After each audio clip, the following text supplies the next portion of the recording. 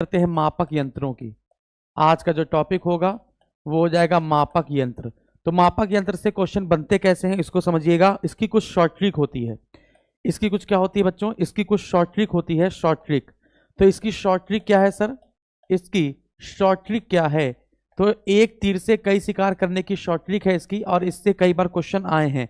आप देखेंगे 50-60 क्वेश्चन इसी से अकेले आए हैं। तो आज हम लोग इस पर चर्चा करने वाले हैं। तो देखिएगा शॉर्ट ट्रिक क्या है। कहीं पर आपको एक शब्द मिल जाए हाइड्रो, कैसा शब्द मिल जाए? आप कहेंगे हाइड्रो, ठीक है ना। तो इसको हिंदी में लिख दें, इसको हिंदी में लिख देते हैं।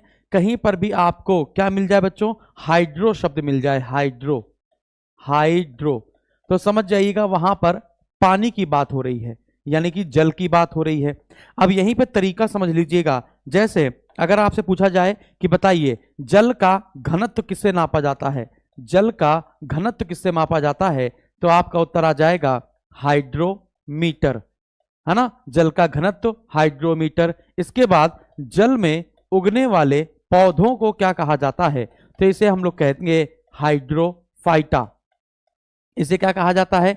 इसे कहा जाता है हाइड्रोफाइटा। फिर इसके बाद जिसको जल से डर लगता है, यानी कि आपने देखा होगा रेबीज, है ना, एक रोग होता है जो कुत्ता बंदर वगैरह काट ले तो रेबीज हो जाता है। और रेबीज को हम लोग कहते हैं, इसमें क्या है, व्यक्ति जल से डरता है, व्यक्ति क्या करता है, जल से डरना शुरू कर देता है। तो इसको हम लोग क्या कहेंगे? यहां पर भी जल मिल गया तो यहां पर कर देंगे हाइड्रोफोबिया। यहां पर क्या कर देंगे लाड लो? यहां पर कर देंगे हाइड्रोफोबिया। तो देख पा रहे हो ना कैसे एक तीर से कई शिकार हो रहे हैं। तो यहां पर हमने कर दिया हाइड्रोफोबिया। आई विश कि आपको बात समझ में आ रही है ना। मैं आशा करता हूं आपको मैं अच्छे समझा पा रहा हूं। फिर इसके बाद यहां पर बात करते हैं अगला पार्ट पर। ऐसे बहुत सारे बनेंगे। अगला, जैसे यहां पर अगला होता है हाइग्रो, ये बहुत आता है पेपर में। और हाइग्रो जो होता है वो आर्द्रता या नमी को बताता है। जो हाइग्रो होता है वो आर्द्रता या नमी को बताता है। तो कहीं पर भी आर्द्रता या नमी मिल जाएगा, आपको हाइग्रो वाला शब्द चूज करना है।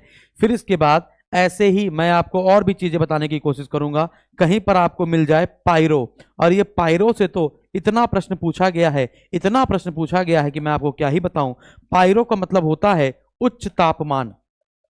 पायरो का मतलब होता है उच्च तापमान, उच्च तापमान। यानी कि अगर आपसे पूछा जाए उच्च तापमान किसका होगा, तो आप कहेंगे सूर्य का। तो अगर आपसे पूछा जाए कि सूर्य का तापमान मापने के लिए हम लोग किस यंत्र का प्रयोग करेंगे, तो आप कहेंगे पायरोमीटर का प्रयोग करेंगे। वैसे तो ये जो पायरोमीटर होता है, बेसिकली ये जो पायरोमीटर होता है, पायरोमीटर, ये स्टीफन के नियम पर काम करता है। ये क्या करता है? स्टीफन के नियम पर काम करता है। और स्टीफन का नियम क्या कहता है कि प्रत्येक वस्तु की अपनी एक ताप को खींचने की क्षमता होती है ना। यानी कि अगर मैं कह दूं कि कोई भी बॉल ले लीजिए, कोई भी बॉल ले लीजिए, या फिर लोहे की एक आपने बॉल ले ली, आपने अगर एक लोहे की बॉल ले ली और इसको गर्म करने की कोशिश करी, जब आपने इसको गर्म करने की कोशिश करी तो याद रखिएगा इसकी एक कैपेसिटी होगी कि वो बॉल उतनी ही गर्म होगी, है ना। फिर एक समय के बाद जब ये बॉल पूरी तरीके से गर्म हो जाएगी तो फिर जितनी भी किरण आएगी, जितनी भी आप एनर्जी देंगे, उसको वो अवशोषित नहीं करेगी, उसको वो क्या कर देगी? परावर्तित कर देगी। उसको ये क्या कर देगी? परावर्तित कर देगी। जब ये परावर्तित कर देगी तो इसी परावर्तित किरण का मान हम लोग ज्ञात करते हैं। तो इस प्रकार हम लोग सूर्य का तापमान ज्ञात करते हैं। तो इसे हम लोग कहते हैं पायरोमीटर को। पायरोमीटर को क्या कहते हैं, है ना? इसको कहते हैं उच्च विकिरण उत्तापमापी। क्या कहते हैं बेटो? इसे हम कहते हैं उच्च, है ना, विकिरण उत्तापमापी। उच्च विकिरण उत्तापमापी कहते हैं, उत्तापमापी इसको कहते हैं, ठीक है ना। तो याद रखिएगा ये टोटल रेडिएशन पर काम करता है, पूर्ण विकिरण कहते हैं, है ना। ये टोटल रेडिएशन पर काम करता है, टोटल रेडिएशन, पूर्ण विकिरण पर काम करता है, पूर्ण विकिरण पर काम करता है ना। और आपको पता होना चाहिए, ऐसे एक और क्वेश्चन पूछा गया कि पायरोमीटर का प्रयोग हम लोग कितना, मिनिमम कितना टेम्परेचर या मैक्सिमम कितना टेम्परेचर, तो मैक्सिमम तो कितना भी हो सकता है, मिनिमम आप कहेंगे 800 डिग्री सेल्सियस। यानी 800 डिग्री सेल्सियस से ऊपर का तापमान, 800 डिग्री सेल्सियस से ऊपर का ही तापमान आप ज्ञात कर सकते हैं। किससे? पायरोमीटर से। किससे बच्चों? पायरोमीटर से। क्या ये बात आपको समझ में आ रही है? क्या आपको ये बात समझ में आ रही है? उत्कर्ष बेटा तुम्हें हम झपड़िया ना दे। अभी सर आज पॉलिटिक्स क्लास हुई थी क्या 10 बजे वाली? अभी मेरे सामने पॉलिटिक्स क्लास चल रही है। क्या बात कर रहे हो, दिमाग खराब है क्या? यहाँ पर आके बकवास करने आते हो क्या? बगल में सर क्लास नहीं ले रहे हैं? अभी सुबह भी तुम पूछ रहे थे क्लास का शेड्यूल देखो, पेड बैच लिया होगा ना, तो क्लास का शेड्यूल देखो, उसमें जाओ। जो बैच लेने आ रहा है कि क्लास हुई थी नहीं हुई थी, अरे देखो ना लाइव चल रही कि नहीं चल रही है। हाँ, आगे बढ़ते हैं। अगला, सब कुछ हम ही से पूछना है, पढ़ाने नहीं देना है। चलो अगले बात करते हैं। तो हाइग्रो मतलब क्या हो जाएगा? आर्द्रता हो जाएगी। पायरो मतलब क्या हो जाएगा? उच्च तापमान हो जाएगा। हाइड्रो मतलब क्या हो जाएगा? जल हो जाएगा। उसी प्रकार से और भी आते हैं, जैसे लैक्टो। उसी के प्रकार से और भी आता है, जैसे लैक्ट आता है, लैक्ट, एल है ना, लैक्ट। देखिएगा ये लैक्ट से क्या बनता है? ये लैक्ट से क्या बनता है? लैक्ट से बनता है दूध। लैक्ट से क्या बनता है? लैक्ट से बनता है दूध, ठीक है ना। तो अब इसको याद करने का तरीका क्या है? अब इसको याद करने का तरीका क्या है? तो लैक्ट का मतलब बच्चों दूध हो गया। तो इससे बहुत सारे क्वेश्चन बनते हैं। जैसे अगर आपसे कह दिया जाए कि बताइए दूध का घनत्व किससे नापेंगे? दूध का घनत्व किससे नापेंगे, या दूध की शुद्धता किससे नापते हैं, ऐसे भी प्रश्न आता है। तो आप लैक्ट याद रखेंगे। लैक्ट याद रखेंगे तो आपका आंसर हो जाएगा लैक्टोमीटर। अगर आप लैक्ट याद रखेंगे तो आपका आंसर हो जाएगा लैक्टोमीटर। बताओ समझ में आया क्या? समझ में आया क्या? बहुत बढ़िया। इसके बाद अगर आपसे क्वेश्चन पूछा जाए कि बताइए दूध का जीवाणु कौन सा है? दूध का जीवाणु कौन सा है? दूध का जीवाणु कौन सा है ना, जो दूध को दही में बदल देता है? तो आप कहेंगे लैक्टोबैसिलस। आप क्या बताएंगे? आप बताएंगे लैक्टोबैसिलस। तो लैक्ट यहां पर भी मिला आपको, तो लैक्टो क्या हो गया बच्चों? लैक्टोबैसिलस हो गया। ये क्या हो गया? लैक्टोमीटर हो गया। तो चलिए अगला क्वेश्चन देखते हैं। उसी प्रकार से कह दिया जाएगा दूध में पाया जाने वाला अम्ल कौन सा है? दूध में पाया जाने वाला अम्ल कौन सा है? तो आप क्या आंसर क्या आ जाएगा? फिर दूध लिखा हुआ है, तो दूध लिखा हुआ है तो सूत्र क्या था? लैक्ट था। तो यहां पर हमने लिख दिया लैक्टिक अम्ल। यहां पर हमने आंसर क्या लिख दिया? यहां पर हमने आंसर लिख दिया लैक्टिक अम्ल। तो यहां पर हमने आंसर क्या लिख दिया? लैक्टिक अम्ल लिख दिया। बताओ यहां तक आपको बात समझ में आ रही है? तो यहां तक आपको बात समझ में आ रही है? तो लैक्टोमीटर हो गया, लैक्टोबैसिलस हो गया, लैक्टिक अम्ल हो गया। इस प्रकार से ऐसे कोई क्वेश्चन पूछेगा तो आपको बता देना है। कोई दिक्कत क्या है यहां पर? इसमें कोई दिक्कत क्या नहीं। इसी प्रकार से तरीके से आपको याद करना है, तरीके से आपको याद करना है। उसी प्रकार से एक होता है सोनार, ठीक है ना। एक प्रकार से एक क्या होता है बच्चों? एक होता है सोनार और एक होता है राडार। एक होता है सोनार और एक होता है राडार। आप हमको राडार का फुल फॉर्म बताएंगे। आप जल्दी से हमको राडार का फुल फॉर्म बताएंगे। हाँ, लैक्टोबैसिलस जीवाणु का नाम हो जाएगा, लैक्टिक अम्ल दूध का नाम हो जाएगा और लैक्टोमीटर आपका दूध की शुद्धता हो जाएगी। आगे बढ़ते हैं, अगला क्वेश्चन है ना, अगला क्वेश्चन देखते हैं। सोनार, सोनार का फुल फॉर्म होता है sound, sound navigation, sound navigation and ranging, sound navigation and ranging. तो सोनार से करते क्या हैं? सोनार से बता समझिएगा, समुद्र के भीतर, समुद्र के भीतर दूध में सर प्रोटीन भी पाया जाता है, उसका क्या करें? उसका क्या करें? उसके लिए आपको अलग याद करना पड़ेगा। दूध में जो प्रोटीन पाया जाता है, दूध में जो प्रोटीन पाया जाता है उसको हम लोग कहते हैं केसीन। उसको हम लोग क्या कहते हैं? केसीन। और ये केसीन क्यों बना हुआ है? क्योंकि दूध में क्या होता है? कैल्शियम होता है बच्चों। दूध में क्या होता है? कैल्शियम होता है और कैल्शियम से ही केसीन बना हुआ है। अब देखिएगा दूध को पचाने वाला एंजाइम कौन सा है? तो दूध को पचाने वाला एंजाइम है रेनिन। दूध को पचाने वाला एंजाइम कौन सा है? तो दूध को पचाने वाला एंजाइम आपका रेनिन है। अब जो रेनिन है वो क्या करता है? इस केसीन को तोड़ता है। किसमें तोड़ता है? तो आप कह देंगे कैल्शियम पैरा कैसिनेट में। किसमें तोड़ता है? कैल्शियम पैरा कैसिनेट में। तो ये बताओ याद रखोगे? तो ये किसको तोड़ता है? कैल्शियम पैरा कैसिनेट में तोड़ता है। याद रखोगे ना। तो दूध की प्रोटीन का नाम बच्चे केसीन है। या फिर क्वेश्चन ऐसे ही पूछा जाए कि दूध का रंग सफेद क्यों होता है? दूध का रंग सफेद क्यों होता है? दूध का जो रंग होता है वो सफेद क्यों होता है? तो भी आपका उत्तर क्या आ जाएगा कि केसीन प्रोटीन के कारण दूध का रंग सफेद होता है।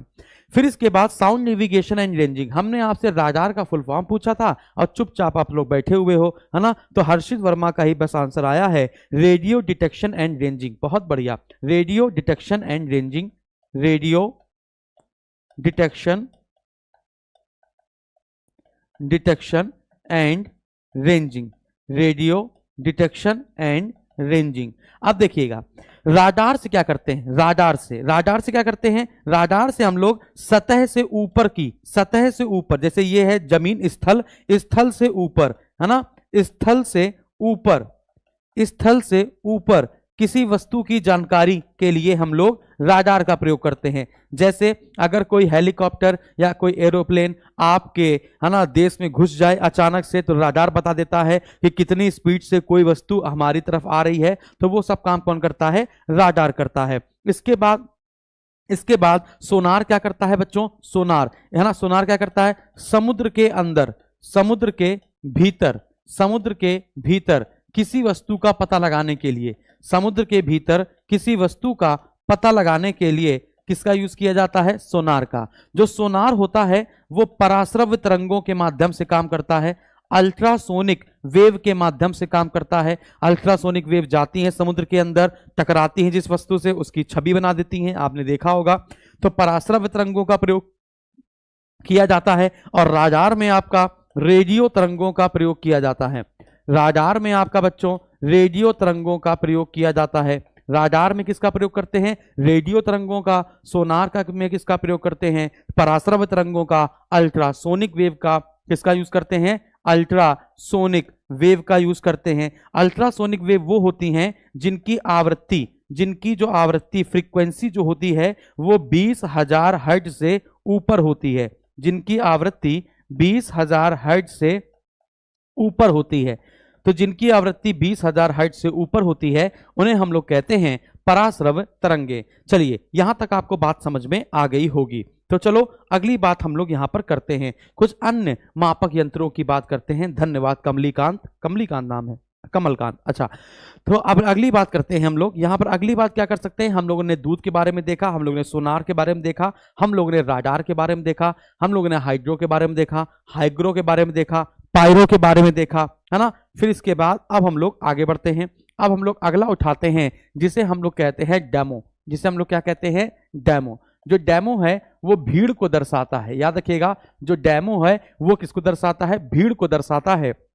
उसी प्रकार से CYNO जो साइनो है वो कुत्ते से संबंधित है, यानी कुत्ते से संबंधित कोई क्वेश्चन आता है तो आपको साइनो शब्द का यूज करना है। फिर इसके बाद अगर अगर अगर आपके पेपर में बोवाइन आता है, बोवाइन, बोवाइन, तो वो आपका गाय से संबंधित होगा। वो आपका किससे संबंधित होगा बच्चों, तो वो आपका गाय से संबंधित होगा। जब कहीं पर भी आपका XERO यानी कि जीरो नाम का कोई शब्द लगा हो, जब आपका जीरो नाम का कोई शब्द लगा हो तो वहां पर रेगिस्तान जैसा कोई क्वेश्चन आता है, रेगिस्तान, या कह सकते हैं बंजर भूमि या फिर रेतीली भूमि। जैसे अगर मैं कह दूं जीरो फाइटा, सुनिएगा, अगर मैं कह दूं यहीं पर आप किसी से क्वेश्चन बनाओ और लिख दूं मैं यहां पर जीरो फाइटा, तो जीरो फाइटा जो है वो रेगिस्तान में उगने वाले पौधे हैं। वो क्या हो जाएंगे, रेगिस्तानी पौधे हो जाएंगे, यानी जो बिना पानी के उगते हैं उन्हें हम लोग कह देंगे जीरो फाइटा। उसी प्रकार से एक होता है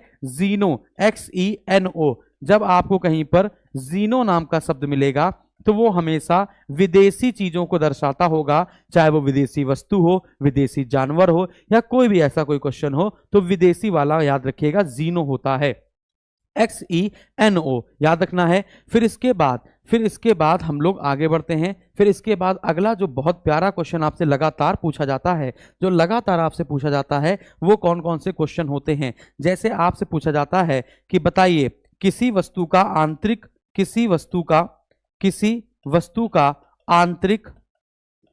वस्तु का आंतरिक और बाहरी व्यास ज्ञात करने के लिए, आंतरिक और बाहरी व्यास डायमीटर ज्ञात करने के लिए हम लोग किस यंत्र का प्रयोग करते हैं, तो आपका उत्तर आता है कैलिपर्स का प्रयोग करते हैं। किसका यूज करते हैं, कैलिपर्स का प्रयोग करते हैं। उसी प्रकार से एक होता है मैनो, HMANO। ये क्या बताता है, ये दाब बताता है। ये क्या बताता है, दाब। अगर आपसे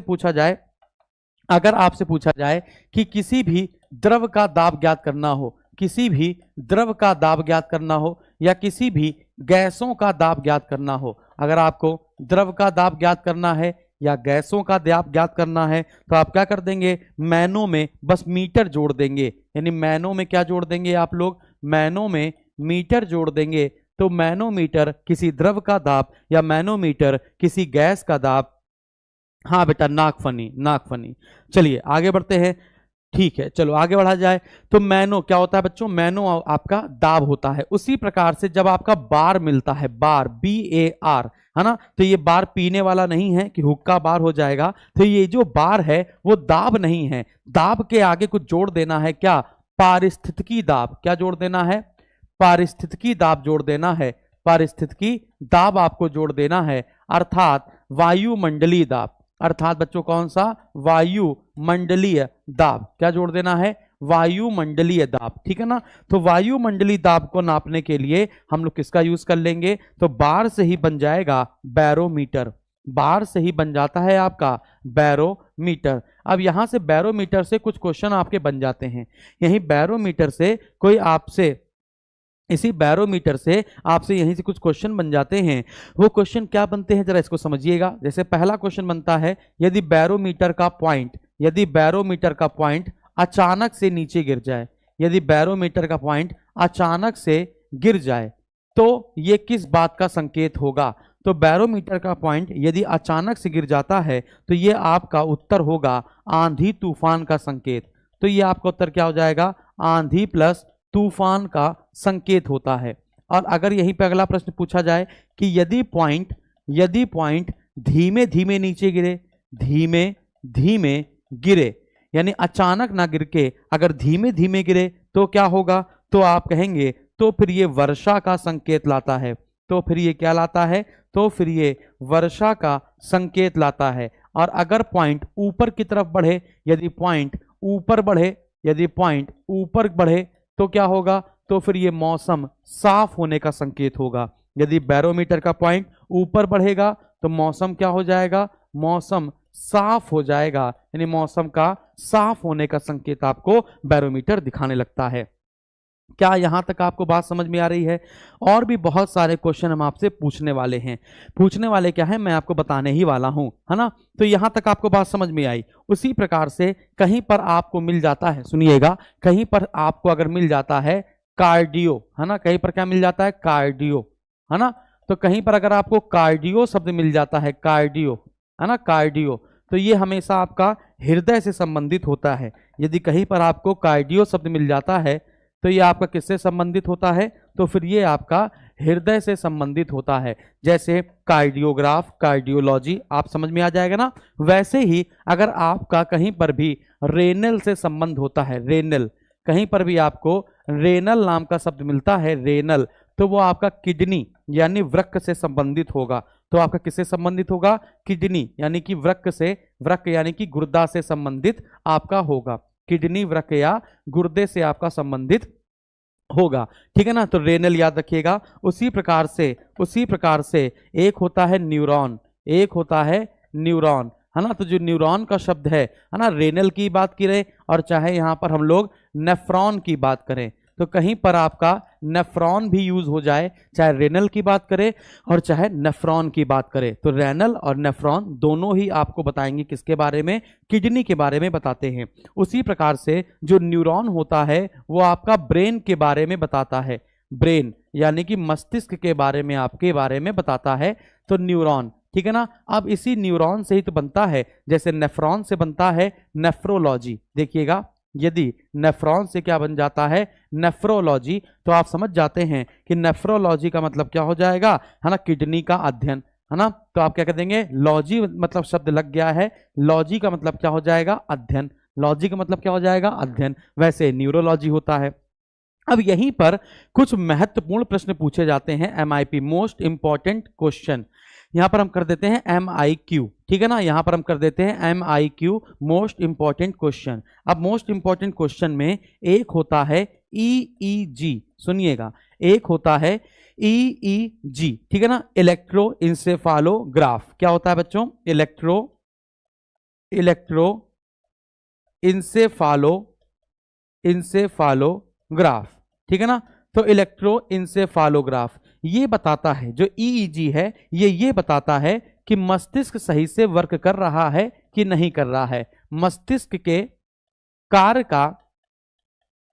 का सही पता लगाने के लिए मस्तिष्क के कार्य का सही पता लगाने के लिए ईईजी कराया जाता है। क्या कराया जाता है बच्चों? ईईजी कराया जाता है। धन्यवाद मोनिका। तो इलेक्ट्रोइंसेफालोग्राफ ईईजी क्या होता है? हाँ बेटो समझिएगा कि मस्तिष्क के कार्य का सही पता लगाने के लिए ईईजी का प्रयोग करते हैं। इसी में एक होता है ईसीजी, इसी में एक होता है ईसीजी, है ना। तो ईसीजी क्या होगा? अब फुल फॉर्म समझेंगे, फुल फॉर्म से ही आपको पता चल जाएगा। Electro cardiograph. कार्डियो और कार्डियो मतलब क्या होता है बच्चों? कार्डियो मतलब क्या होता है? हृदय होता है ना। तो आप क्या बता देंगे कि इसका यूज किसमें करेंगे? हृदय, हृदय का सही कार्य, हृदय का सही कार्य पता लगाने के लिए। तो हृदय सही से कार्य कर रहा है कि नहीं कर रहा है, इस बात का पता लगाने के लिए हम लोग ईसीजी इलेक्ट्रोकार्डियोग्राफ का यूज करते हैं। बात समझ में आ रही है? जल्दी बताओ। अच्छा, अगर मैं अब यहां पर एक क्वेश्चन पूछूं, अगर अब मैं यहां पर एक क्वेश्चन पूछूं, मैं आपसे जस्ट छोटा सा क्वेश्चन पूछता हूं। मैंने आपसे कहा पानी के अंदर, अगर मुझे पानी के अंदर किसी ध्वनि को रिकॉर्ड करना है तो उसका यंत्र क्या कहलाएगा? अब बताइए। जल के भीतर, जल के भीतर यदि हमको ध्वनि को रिकॉर्ड करना है, जल के भीतर यदि हमें ध्वनि को रिकॉर्ड करना है तो क्या करेंगे? तो अभी तो सर आपने बताया, अपना कितना अच्छा तरीका बताया कि सर जल का मतलब होता है हाइड्रो, है ना, और हम लोग देखते हैं ध्वनि, ध्वनि का मतलब होता है फोन। तो आप कह देंगे सर जी इसका तो आंसर हो जाएगा हाइड्रोफोन। इसका जो उत्तर हो जाएगा वो क्या हो जाएगा? हाइड्रोफोन, है कि नहीं? तो आप देख रहे हैं, ऐसे ऐसे करके सारी बातें अच्छे से कर सकते हैं। बताओ समझ में आया कि नहीं आया? बहुत बढ़िया, बहुत बढ़िया। तो ऐसे करते बहुत सारे क्वेश्चन आपके पेपर में आने वाले हैं। जैसे सुनिएगा, कभी क्या होती है, कभी व्यक्ति की हार्ट बीट बिल्कुल कम हो जाती है, कभी हार्ट बीट बहुत बढ़ जाती है ना। तो अब हार्ट बीट को कैसे कंट्रोल किया जाए? तो हार्ट बीट को कंट्रोल करने के लिए एक बाहर का एक मशीन लगा दी जाती है जिसे हम लोग कहते हैं बच्चों पेस मेकर, है ना। तो यहाँ पर जो पेस मेकर है इससे कई सारे क्वेश्चन बनते हैं, है ना। जो पेस मेकर है इससे कई सारे बार पेपर में क्वेश्चन बने हैं। पेस मेकर, है ना, पेस मेकर जिस कंपनी ने बनाया होता है, हर पेस मेकर का अपना एक क्या होता है? एक कोड होता है। यदि उसको आप हैक कर सकते हैं तो आप किसी की भी हार्ट बीट बढ़ा सकते हैं, घटा सकते हैं, उसको हार्ट अटैक भी ले आ सकते हैं। तो जो पेस मेकर होता है ये क्या है? कृत्रिम रूप से बनाया गया यंत्र है जो हृदय की धड़कन को, जो हृदय की धड़कनों को नियंत्रित करता है, जो हृदय की धड़कनों को नियंत्रित करता है, जो हृदय की धड़कनों को क्या करता है बच्चों? नियंत्रित करता है, और उसको कोशिश करता है कि 72 बार प्रति मिनट, 72 बार प्रति मिनट धड़काए, है ना। तो ये हो जाता है पेस मेकर। लेकिन यहीं पर अगर हम लोग बात करें ब्लड प्रेशर की, यदि यहीं पर हम लोग बात करें बच्चों किसकी? ब्लड प्रेशर की बात करें, यदि यहीं पर हम लोग किसकी बात करें? ब्लड प्रेशर की बात करें, यानी रक्तदाब की बात करें। यदि यहीं पर हम लोग ब्लड प्रेशर यानी रक्तदाब की बात करें तो रक्तदाब को मापने वाला यंत्र है स्फिग्मोमैनोमीटर। याद रखिएगा क्या है बच्चों? Sphygmomanometer, sphygmomanometer. आप कहेंगे सर जी ये बताओ, अभी तो आपने बताया था, है ना, तो उसी से हमको तो याद आ जाएगा। जैसे मैनोमीटर, मैनोमीटर क्या करता है? दाब मापता है। दाब किसका मापता है? या तो गैस का या तो द्रव का। तो हमारा जो खून है, जो हमारा खून है, ब्लड है, वो एक प्रकार से द्रव है। अरे हाँ कि ना। तो मैनोमीटर तो दाब हो गया, स्फिग्मो क्या हो जाएगा? रक्त हो जाएगा। समझ में आ गया?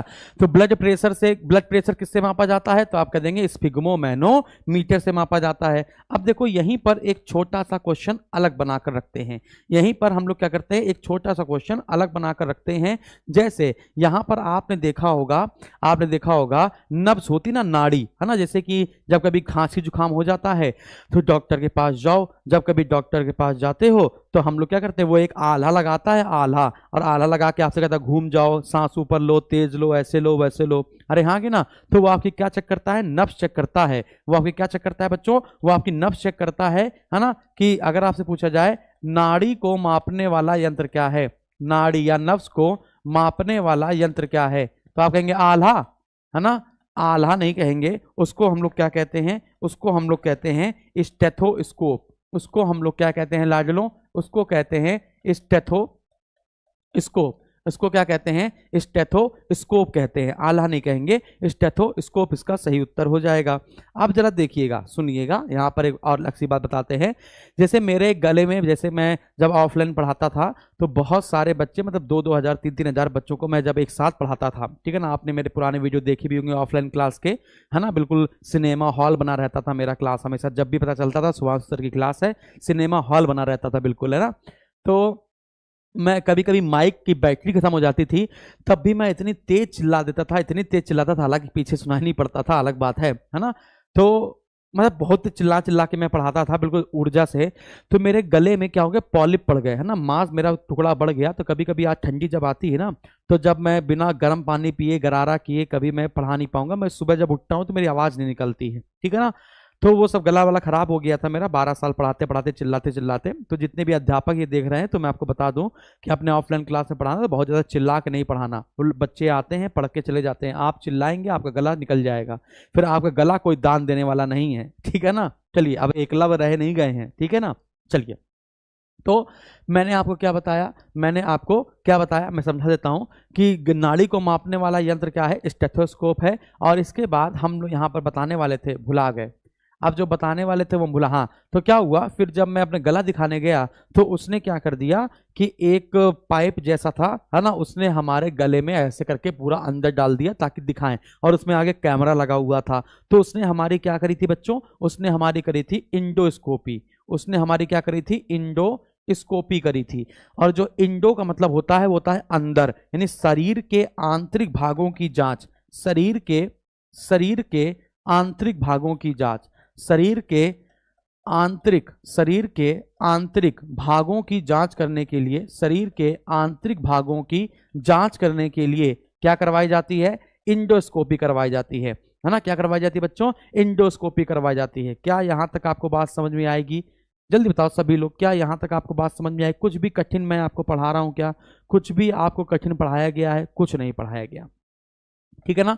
चलिए, अच्छा एक और बात, जैसे यहाँ पर मैंने बताया था, क्या एक बताया था, यहाँ पर मैंने आपको बताया था पायरोमीटर, याद करो पायरोमीटर, है ना। तो यहीं पर अगर आपसे कह दिया जाए कि प्रकाश की तीव्रता अगर मापनी हो, प्रकाश की तीव्रता अगर आपको मापनी हो, तो प्रकाश की तीव्रता मापने वाला यंत्र है आपका लक्स मीटर, है ना। याद रखिएगा, प्रकाश की तीव्रता मापने वाला यंत्र कौन सा है, तो प्रकाश की तीव्रता मापने वाला यंत्र है बच्चों लक्स मीटर। बताओ, यहां तक आपको बात समझ में आ रही है ना।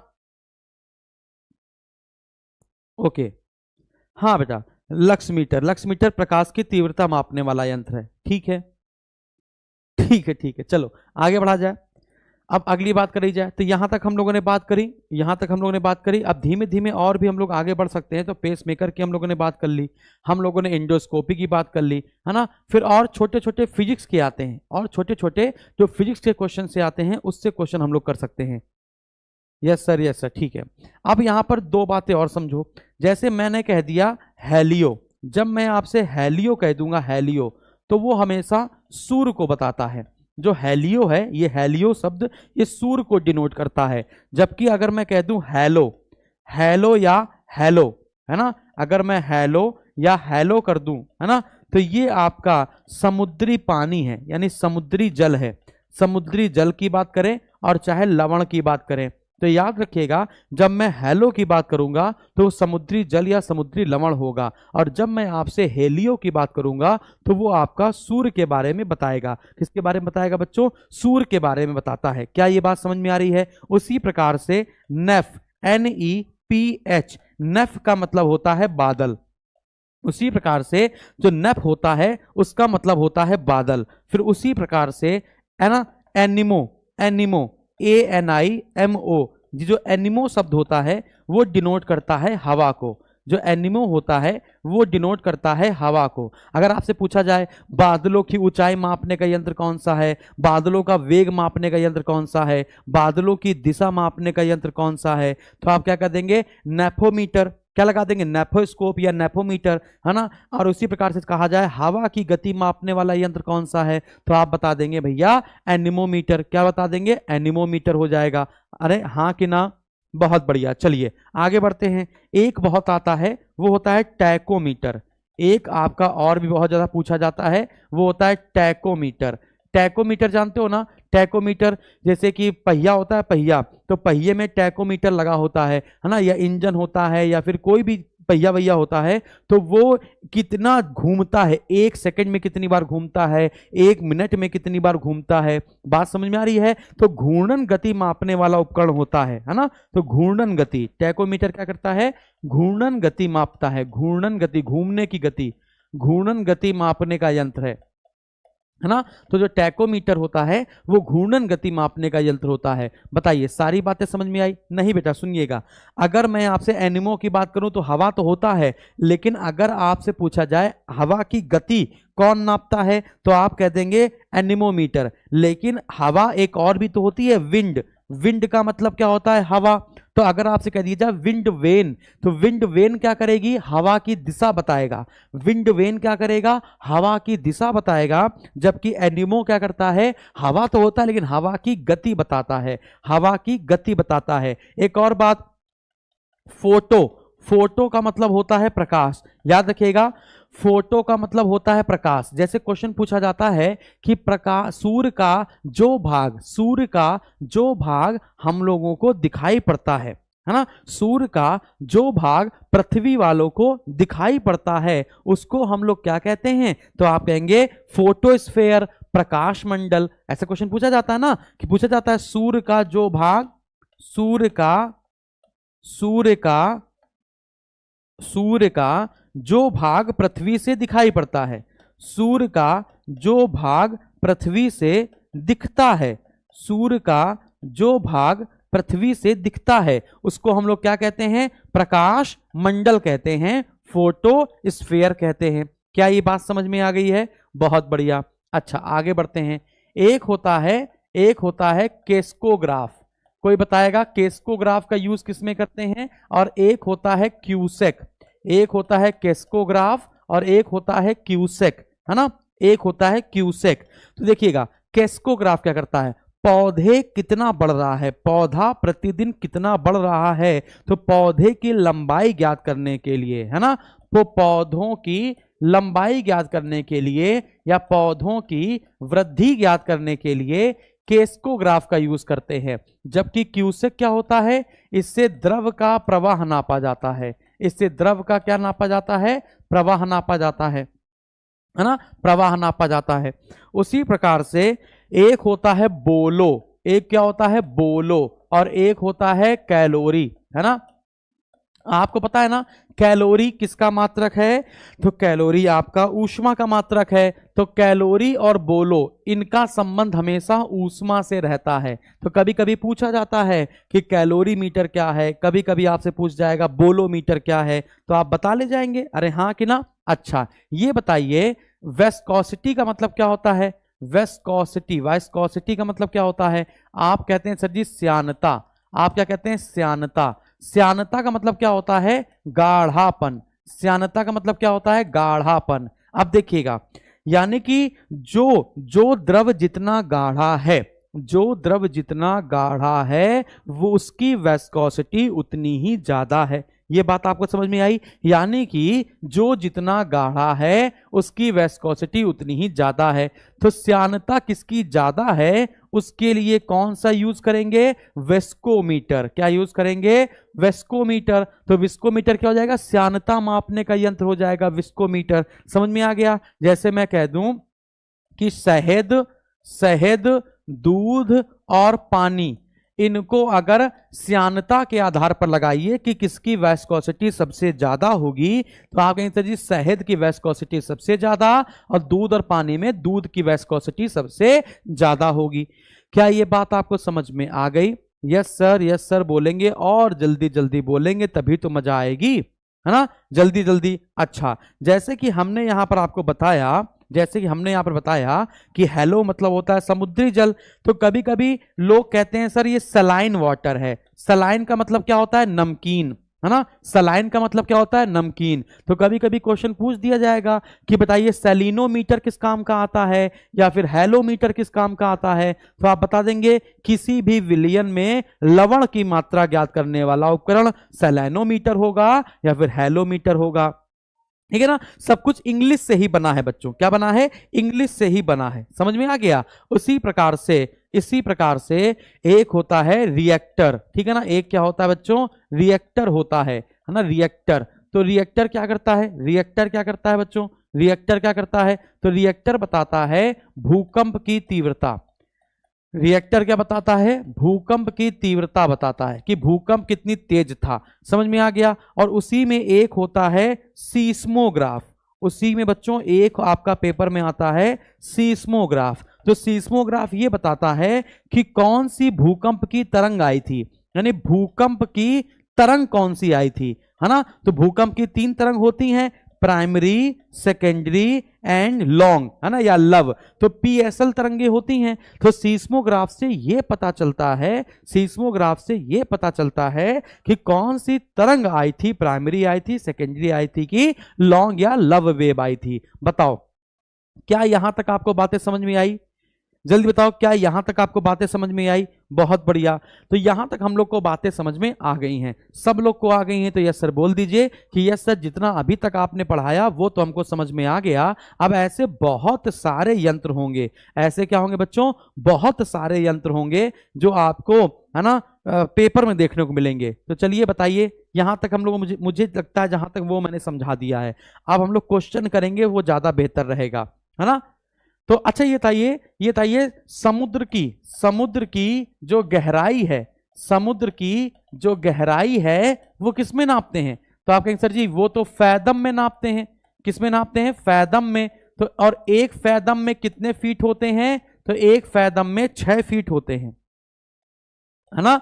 एक फैदम में कितने फीट होते हैं, तो एक फैदम में 6 फीट होते हैं।